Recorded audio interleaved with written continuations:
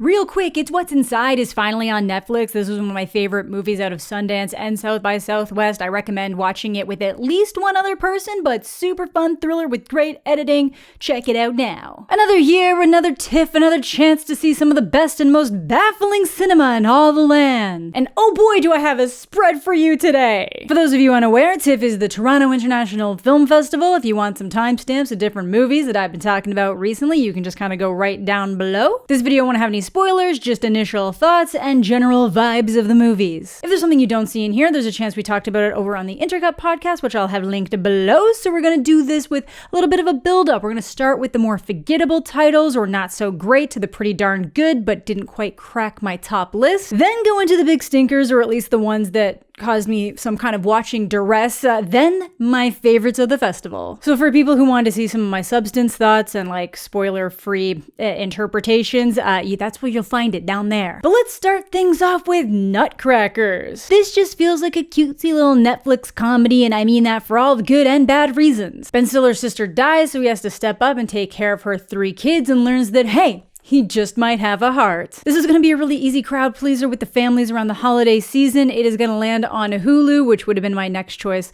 after Netflix because of Disney+. The kids in the movie have some really nice moments to shine, but there's just really nothing particularly memorable, which is kind of what I expected. I literally only saw it because I managed to pick up a free same-day ticket. Oh, Canada, a movie I felt the need to see based on the title alone, based on the novel Foregone by Russell Banks. It tells the story of a fictional famed documentarian dying of cancer, having a documentary made about him as he bears his soul to his wife in search of forgiveness and understanding of his past transgressions and what got him to this moment and the way he feels about it all. It's told non-linearly as he's like weaving through moments of his life and kind of losing track of the story, but it doesn't always hit as expected. There are some nice performances, but the highlight for me and other Canadians in the audience was the absurdity of the finale shooting off into a hard rock rendition of our national anthem. I'll probably have to watch it again or at least read the book, but I did oddly get the impression that he thought his life would be better or he'd be a more respectable person if he hadn't dodged the Vietnam draft. And I don't know if that's just he felt like a coward for dodging something, or if he genuinely thought going and taking part was the right call, but you let me know what you thought. Eden is Ron Howard's latest expedition into the real-life story of 3 groups of people making their way to the Galapagos Islands in search of and in support of what they believe life is all about. It's largely pulling from the personal accounts of the Whitmer family, but there is a world where multiple movies could be made in different perspectives, and we honestly probably could have got like a Zola scenario where it tried to address some opposing accounts. You know, like when Riley Keough comes in is like, actually, that's not how it happened. I'm a Christian. I fear God. We could have got that with Vanessa Kirby. So much of this movie really works, particularly in the casting. Like Ana de Armas does this like self-indulgently deluded girl so well. Jude Law really is nailing the self-important arrogance.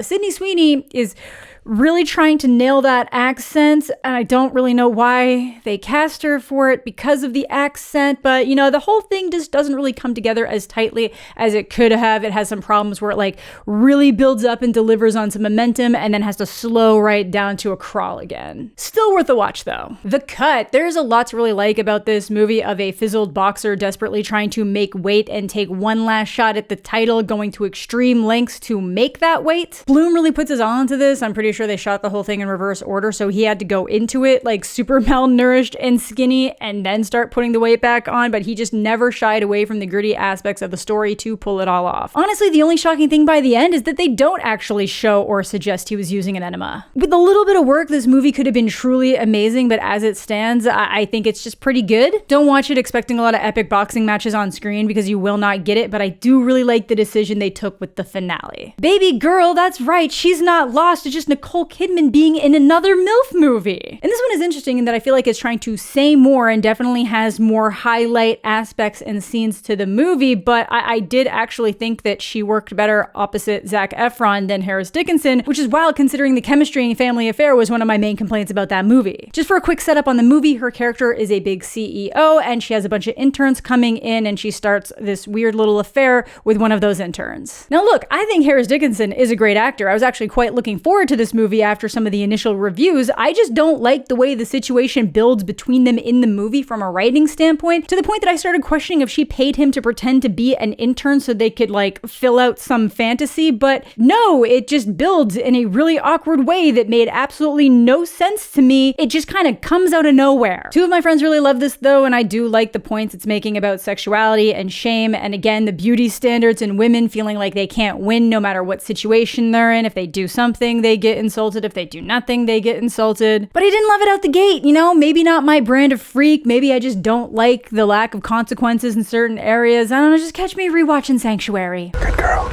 The abuse of power is mentioned on multiple occasions, but they literally pulled the "actually, I can ruin your life more than you can ruin mine" out of him and some other stuff later, and I just kind of wish they had dealt with that better. Love the choice of casting Antonio Banderas as the husband that can't satisfy her, though. There are some really great performances in this movie, and most of it is him. I really just think it needed some tightening on the writing. It's a very different movie compared to the director's first film, Bodies, Bodies, Bodies. A podcast takes a lot of work. Okay? It takes a long fucking time! Night Bitch. Sadly, this one has just gotten a lot more forgettable the further away I've gotten to it by the end of the festival, which is wild considering it's a movie where Amy Adams is just losing her mind as a stay-at-home mom and mentally turning into a dog at night. But yeah, I think this is a movie that's going to really successfully put people in the mindset of an overworked, underappreciated mom dealing with the loss of personal identity and a husband who can't seem to do anything without help. I did have a pretty solid time watching this at the festival. I think they do a really good job expressing her inner monologue on screen, so I'm interested to check out the book and catch the movie again. Cat warning though, cat lovers beware. Shell is a movie that almost has the same plot, or at least point of the plot, as The Substance, but not executed anywhere near as well, and it does not commit to its wacky bit enough for its wacky conclusion. I did have fun, but it was a rough festival for this to be premiering at when it's sharing screen time with The Substance. The Order is a pretty interesting movie based on the nonfiction book The Silent Brotherhood, about a white supremacist group attempt to gain a foothold across the United States by forming a militia. Some really solid performances here, showing how charisma can really rile people up, and if you make them feel included, you can kind of get them to do a lot of things. But my main issue, not a damn good guy in this movie could land a shot to the point that it became comical, but an interesting watch for sure. Queer, based on the semi-autobiographical short novel of the same name by William S. Burroughs, Queer follows an expatriate named Lee in America who becomes obsessed with a young man named Eugene and a desire to form a deeper connection. It's a really heavy movie. It's very different from anything else Luca Guadagnino's done to date. It's also very different from Challengers, which this shares a writer with. But looking a little bit more into Burroughs' past and history after watching this movie really enhanced the viewing experience, so I'm excited to watch it again. So I might recommend doing a little bit of research on Burroughs before you go into it, but I do think that it is just kind of like this emotionally devastating and honest to the point that it will allow you to see the flaws in the person type movie, which I think are important to do. We Live in Time, the meme horse movie that is actually quite emotional and pretty funny, but I've never seen anyone not have chemistry on screen with either Andrew Garfield or Florence Pugh, so putting them together as a romantic couple just feels unfair. But this is just a nice movie. Like, yes, the horse is marvelous, their performances are marvelous, but it's a fairly slight script that is really just enhanced by those amazing performances and the gut punch of the situation that they find themselves in. I feel like if you saw the trailer or the premise and you're interested by it, I just can't imagine being disappointed in this. It does a really good job juggling those heavier emotions with the comedy, so it doesn't feel like just this heavy weight to watch. It's actually quite funny for how heavy it gets. Like, when you find out what Andrew's job is in this movie, gold. Seed of the Sacred Fig, definitely one of the heavier movies out of this festival. It centers on a family as protests against traditional Iranian values start to become reflected within their own walls as those protests escalate in violence outside them. I do think there's some issues in how it all plays out and the way that it kind of turns into this more like traditional thriller by the end, where like things are just kind of supposed to be like signifying things on a larger scale, but it is absolutely still a captivating watch, even though it is almost 3 hours long. It's absolutely worth the time, and I think they went through a lot of trouble actually even just getting it made, so it's amazing that it even exists. Dead Talent Society is another really good one that's basically just about a bunch of ghosts trying to become like urban legends. It's very quirky, very fun. It feels very much like a live action anime, so I definitely recommend. The Gesuidouz, a punk band, go to live in a free house in the Japanese countryside for a year to try and write a punk anthem that'll finally launch their career. It's just a fun little punk rock movie that kind of reminded me a little bit of Dinner in America with like the general attitude and vibe and quirkiness. I do like that movie more though, but this has a lot of highlights. I think the music is really good. I think some of the lyrics and just some of the jokes might get a little bit overly referential for some people, but if you like horror movies and punk, it's fun. I had fun. Bird is the latest by Andrea Arnold and has the same near documentary poetic style to the filmmaking you would expect while still delivering a fantastic narrative with some magical realism to top it off. Like Rye Lane, the town almost feels like a character in this movie as much as the people. Some really strong performances in here. I think Barry Keoghan does a very good job as this like dad that's much too young. A lot of this really moved me, and personality-wise, I kind of related a lot to the main character just in terms of the way I grew up more as a tomboy. I think there's a lot to love in this movie. I just like warning people that there is some magical realism because I could tell that threw people off in the theater. Bring Them Down was one I was super excited for because I'm such a huge fan of Christopher Abbott and Barry Keoghan, and it is a lot to say the least as a movie. This is just an overall brutal tragedy of a revenge movie, and it's gonna go places that no one was really expecting. It's just steeped in grief and guilt and how the old ways are conflicting with the new, desperation making way for misunderstanding with life-threatening consequences. It's told in a very interesting split perspective way where it kind of like builds you through the first half of the story with Christopher Abbott, and then it goes back through Barry Keoghan kind of experiencing those same moments and where the misconceptions are happening and where certain things were right, and it just makes the whole situation feel all the more desperate and brutal, and you just don't know how they're gonna get out of it. But if you can't handle any form of animal injury or the sounds of sheep screaming on screen, it's one I might skip or wait to watch when you can fast forward through some scenes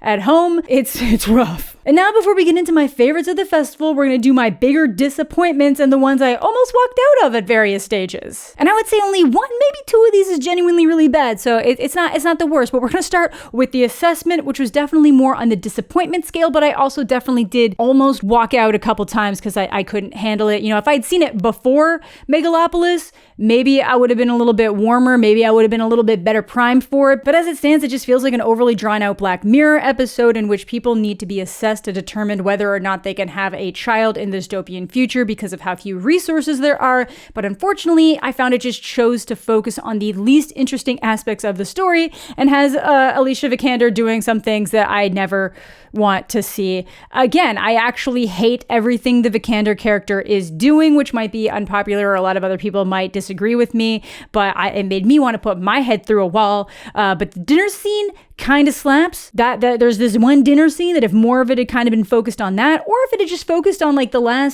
there's like stuff that happens in the last 15 minutes that are really interesting, that if more of the movie had been focused on that, I would have been so on board. And Elizabeth Olsen doing her damnedest as always. Daniela Forever, I think this was the second or third movie I watched of the festival, and it just kind of pissed me off. Like, it's this super interesting concept, a drug designed to allow you to lucid dream in vivid realism as a means to deal with grief being abused so the user never actually has to deal with it, and the situation is the death of his girlfriend. And that sounds really interesting, but the movie just had no interest with engaging with it on a deeper level. Honestly, a lot of my complaints about this movie are in line with my complaints about the other Alfred P. Sloan Award winner that was Love Me from Sundance, and that it stays in the most shallow area, both emotionally and with the premise. By the time I feel any genuine emotion out of Golding, which I think was probably a stylistic choice, the movie had just already way overstayed its welcome, and we never get anywhere with any of the interesting buildup it does. Not even Sapphic Love could save it. But that brings me to the worst movie I subjected myself to, the one I've been bitching about all over social media, Megalopolis. I'm gonna kill myself! Mild exaggeration, but I haven't felt so miserable and dumbfounded in a theater since Cats. And for those of you who have been here for a while, you know how I feel about Cats. My ramblings were so unhinged that CNN included me in news coverage. If you told me I was gonna get to go to cat school every day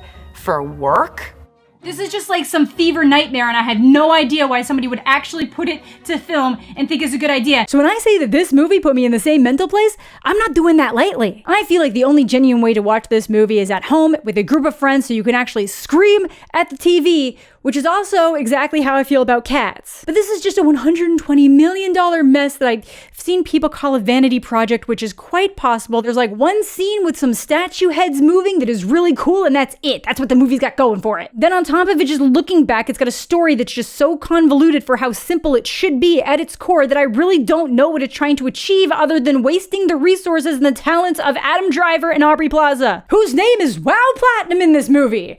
Wow Platinum. Everyone else just has like these Roman names like Caesar, Catalina, and Crassus, and Claudio, and Claudine, and Claudette. And we get it. You like the Catalinarian conspiracy. I feel like the more I talk about it and the more unhinged I sound, the more I'm encouraging people to actually go spend their hard-earned money and time on it. And I have to say, please don't do it. For so many reasons, don't do it. Your time is worth so much more. There's so many other movies out there that are worth your time. I just cannot stress how genuinely miserable I was for so much of the runtime. It actually felt like time stopped while I was watching it. Time stop!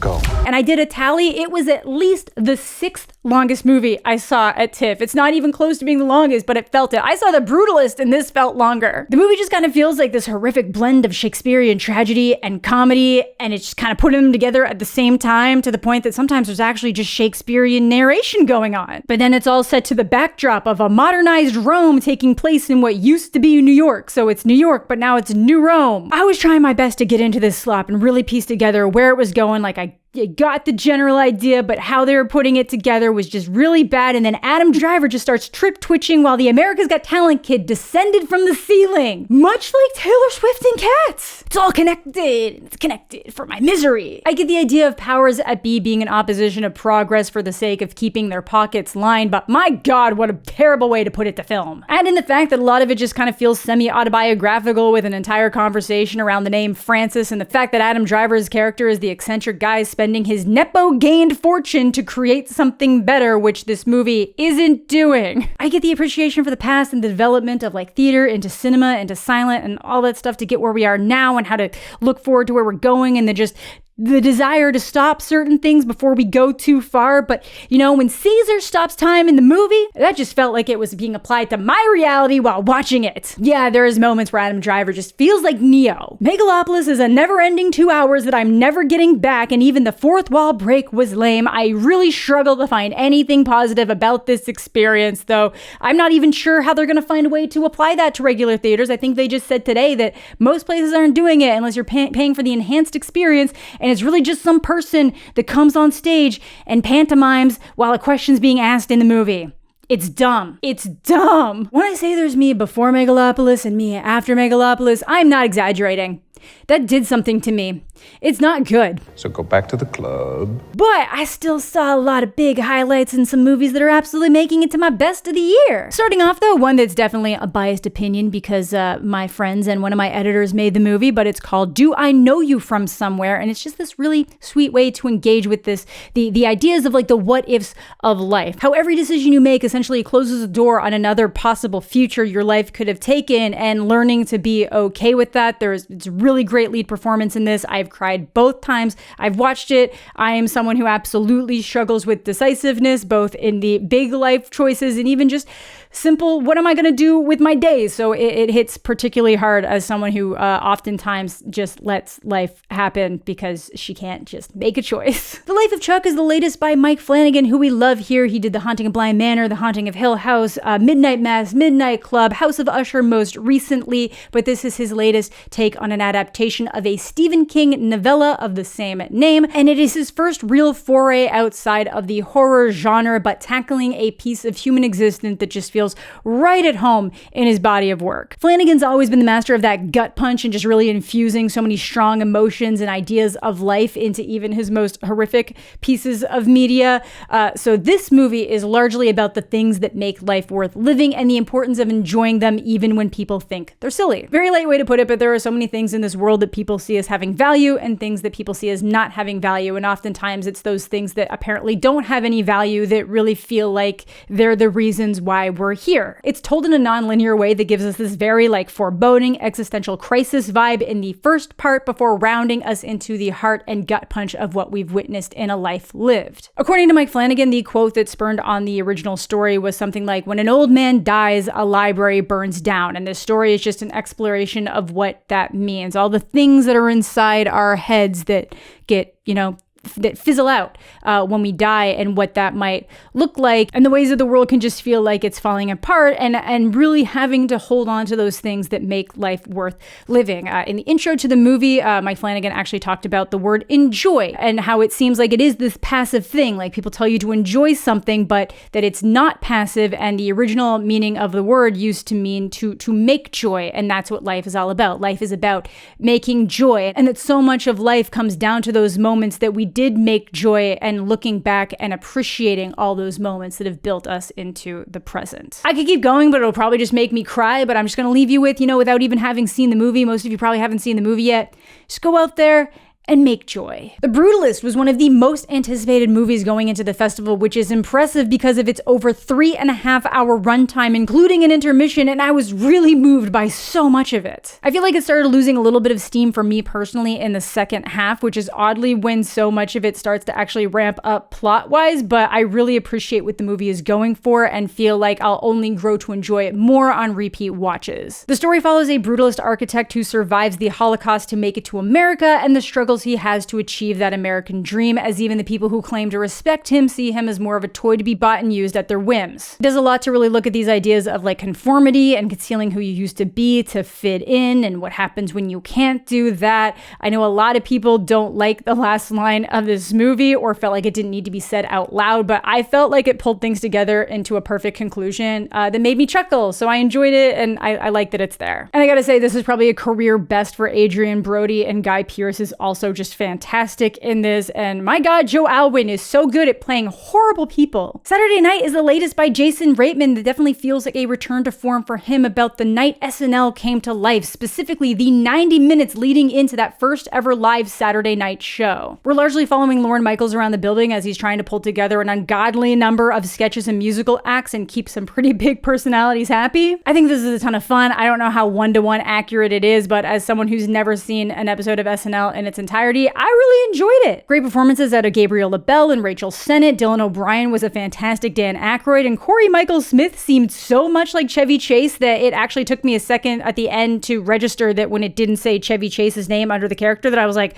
oh yeah, that wasn't actually Chevy Chase. It's chaotic, charming, got a ton of heart, some great Jim Henson bits. It's a definite easy recommend. Relay is a movie that feels like a return to the 90s and early 2000s corporate thrillers in the best way. Riz Ahmed essentially plays a corporate fixer for people who found out information that makes them a liability to the companies they work for, but don't want to be whistleblowers. They just want to give it back and be left alone. And it's just so damn fun. Like, there's this romance aspect with Lily James that kind of felt a little weird at times, but even that was building towards something like really cool. I don't think it always hit when it was trying to kind of touch on loneliness and addiction recovery, but I like that that was included because it really rounds out the character and why he could end up in certain situations, but it's just a really solid, fun thriller, and I think they've left it open for a sequel. Conclave, I was actually going to skip this one because I knew my theater was going to get it, but then it started getting great reviews out of Venice, so I popped it back in my schedule, and I'm so glad I did because it is such a good movie. This is like Ralph Fiennes getting his chance at being Ned Stark, but in the Vatican, as he's just trying to work his way through all these secrets and possible deceptions surrounding the Pope's death, as all of the potential new popes as cardinals are just flooding in for the position. It's a really solid movie, great energy, riveting all the way through as it works us through the various mysteries and just showing how political it actually all is, as they're all kind of bidding for the same position, but because they have their own different views and beliefs on how to, rule over that Catholicism, it's like very important to curate who might be the next person while also not getting in the way of what they have to perceive as God's will. I was just surprised at how much I enjoyed this. There's excellent performances all around, obviously from Rafe, from Stanley Tucci, John Lithgow. I was just surprised by how much I enjoyed it. Heretic is one that I was so excited to see that I showed up for the screening 3 hours early to make sure I made it in, and it did not disappoint. This is a super fun and accessible because it's not too scary or gruesome horror thriller about a couple of young Mormon missionaries going to talk with someone who requested more information about the church. And that man is played by Hugh Grant, and he is spectacular. This movie is just solid from the get-go, and it really takes off the second they're in that house. The less you know about it, the better. So if you haven't already watched the trailer, I probably wouldn't, but the worst you could probably say is that it maybe both sides of the situation a little bit by the end, but then in some ways it doesn't. Like, there's this very interesting conversation that they have at the end. I just think it's a really fun time. I do kind of see how some people are going to be like, I wish it had taken more of a harsh stance theocratically, but it's just a solid movie. My buddy Chase saw it twice while at TIFF, so you know that it's doing it well, and he liked it, I think, even more the second time, so it definitely holds up to repeat viewing, which is kind of one of the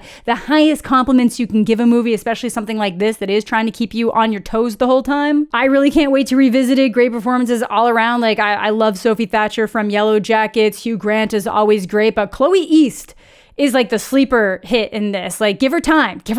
Friendship is an incredibly fun movie written and directed by Andrew DeYoung, starring Tim Robinson in a way that it feels like it was made for Tim Robinson, and it genuinely feels like a series of I Think You Should Leave skits put to a narrative, but in a great way. Like, that could go so wrong, but it works. This is the type of movie that has circumstances that could so quickly overwhelm me or annoy me, but they toe the line perfectly. It is a blast. I'm so glad that A24 picked it up, so it'll probably actually get a theatrical run, because I really just thought Netflix was going to pick it up. But without giving away too much, the story is inspired by the director's own experience with a coworker he thought was a friend, but after moving to a new job and trying to hang out, realizing that the guy didn't really see him the same way. While Tim Robinson is absolutely stealing the show here, everyone in the movie is really solid, from Paul Rudd to Kate Mara. It also has what might be the only drug trip scene in a movie I actually enjoyed. It is very fun, very absurd, so funny. Only Tim could pull this off. The Substance. Okay, I know this one's already in theaters, and I shouted it out in my Uglies video and all around social media, but I gotta get some no spoiler thoughts on The Substance out there. This is a wild body horror that never lets up once it gets going, and it's either gonna work for you or not at all. And while for me, I feel like it peaked probably just before its final act, I absolutely appreciate the movie pushing it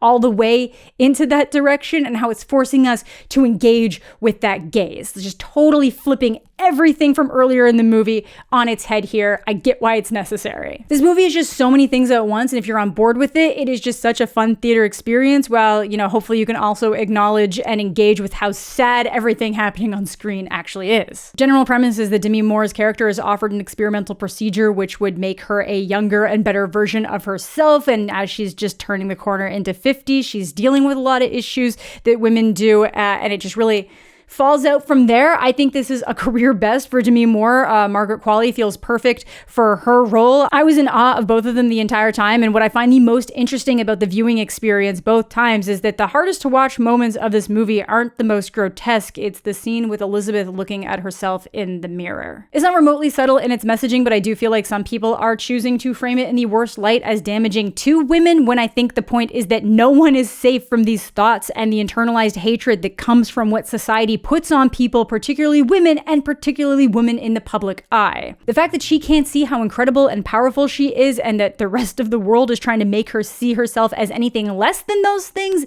is the problem. And I love how it's playing with double meanings. Like, the whole thing between her and this better version of herself is that they're supposed to be one. Messaging is, remember, you are one. It felt very on point with the ways that society pit women against each other, how their aggression is focused on each other, and there's animosity between each other when it should be directed outward at the stimuli that's causing the problem. Because all these thoughts do is just lead to that extreme violence towards the self, and just the wild things people start putting themselves through to try to maintain these standards that are ridiculous. I don't want to say too much more, but there is a lot to love about this movie. It is absolutely wild. It's some of the most fun I've had in a theater both times I've seen it. So if you can get some people to watch it with you that are into like wild stuff, you're gonna have a good time, but be warned, it does get quite intense at times. Also, it's super fun if you're the one who's seen The Substance and then you take other people to see The Substance, and then you look over at them being like, and then you're just like, it's great. It's a great experience. And finally, my favorite of the festival, Anora, the movie that 100% lived up to the hype. The latest by Sean Baker about a stripper who gets caught up in some side work with the son of a Russian billionaire, Ivan or Vanya,